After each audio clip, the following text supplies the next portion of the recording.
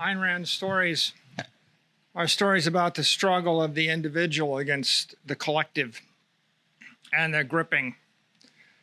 And when I first read Atlas Shrugged, I couldn't put the book down. It became a 12 and then a 14 and then a 16-hour day exercise. Human nature doesn't change.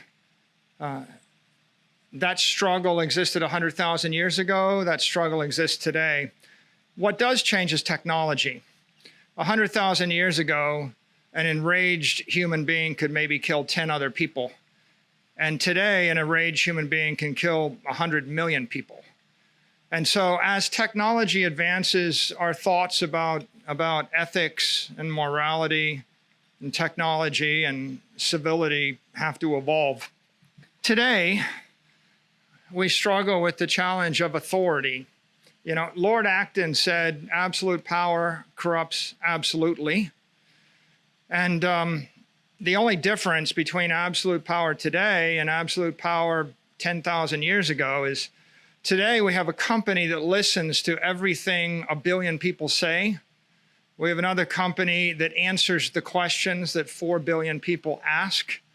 We have companies that deliver the food and all of the goods that you need to survive to hundreds of millions of people.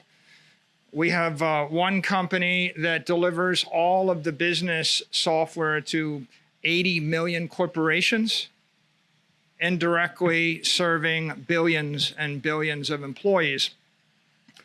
Now, I ask you the question, if you got ejected out of the third biggest country in the world, or if I denied you privileges to live in any of the 5 largest countries in the world, would your life go on? Probably. Now, what if you actually got canceled by Apple, Amazon, Facebook, Google tomorrow? The question is, would your life go on? Stop and think a little bit about what happens if they simply turned off your account, seized your photos, turned off your messages, took your documents.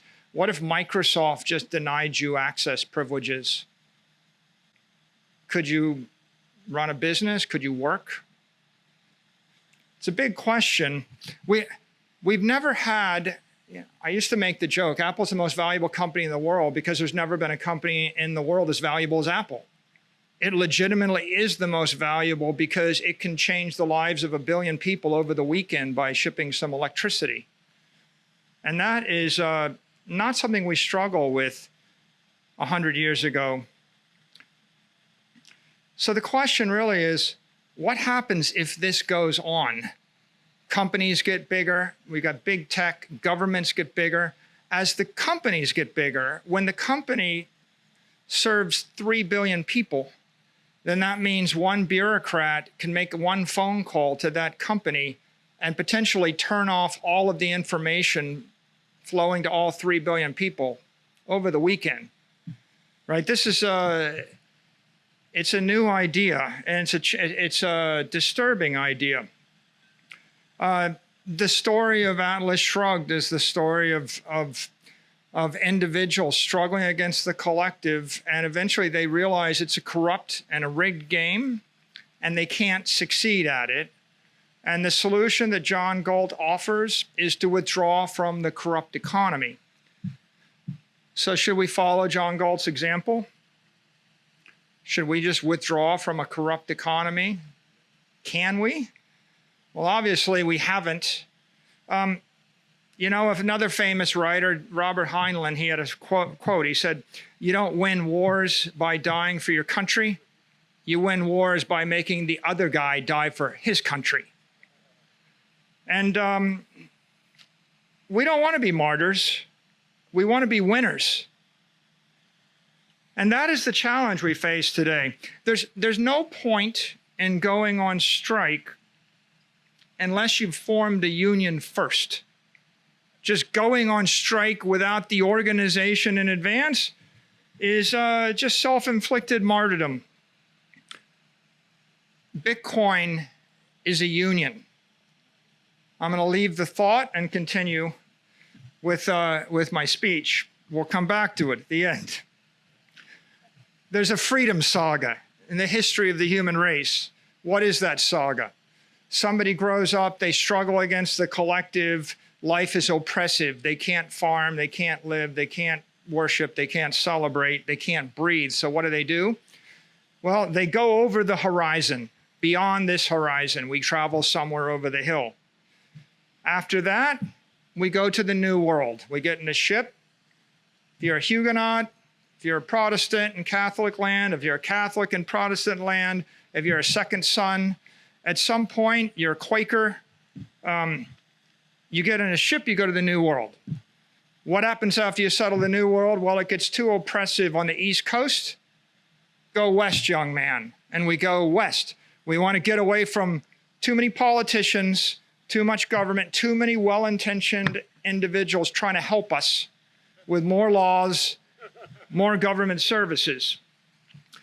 Well, in the 20th century, Peter and I are both aeronautical engineers.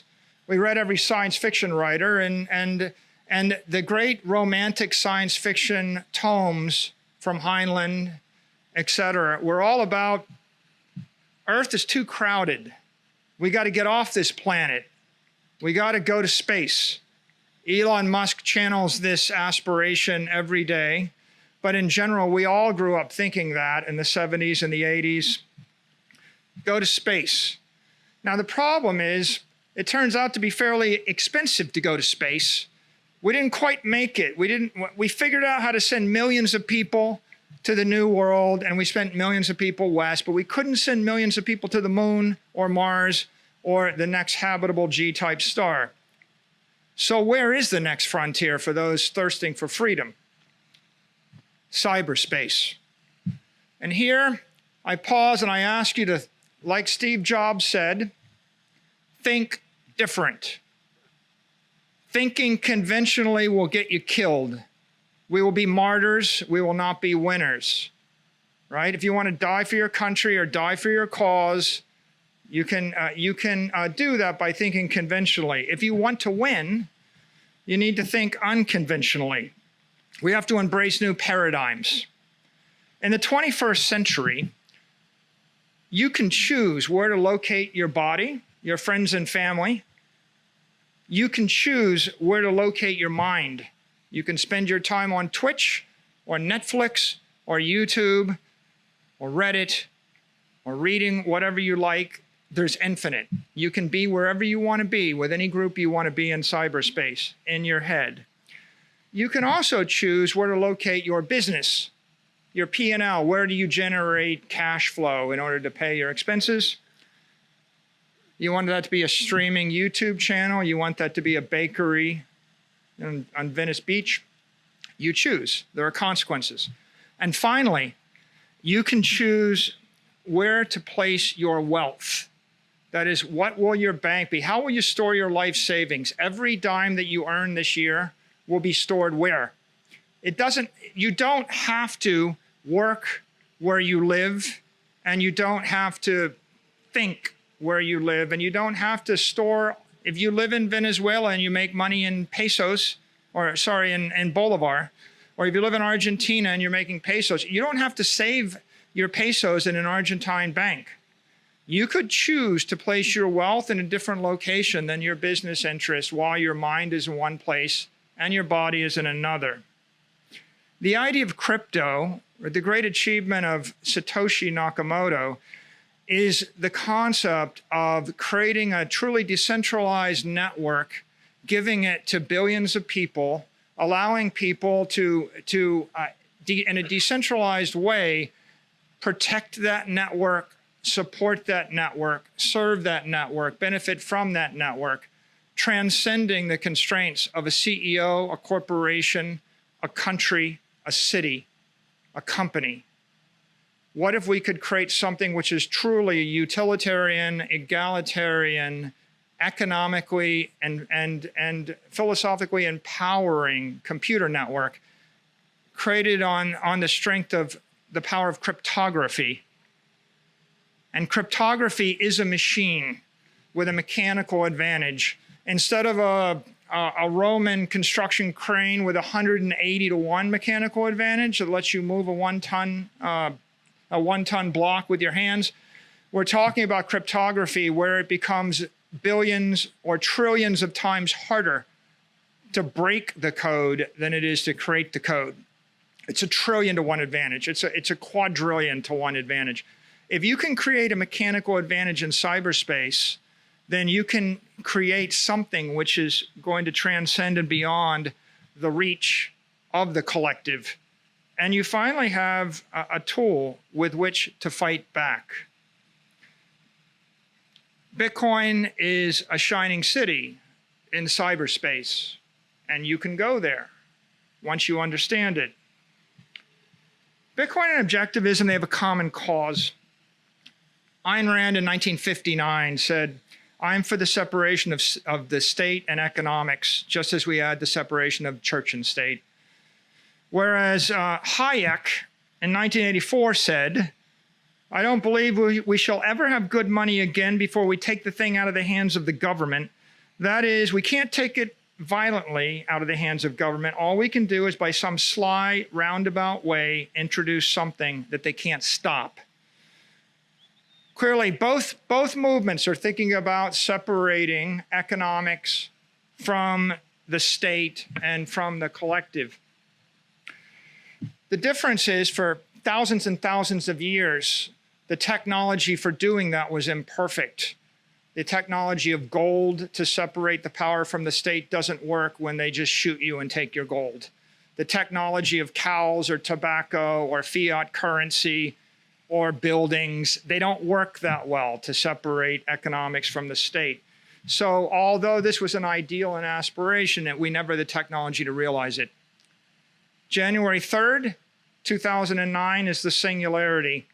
That's the point at which Satoshi Nakamoto developed the technology to transfer value through space without a trusted third party. Now, people say that a lot. They say he solved the Byzantine generals problem.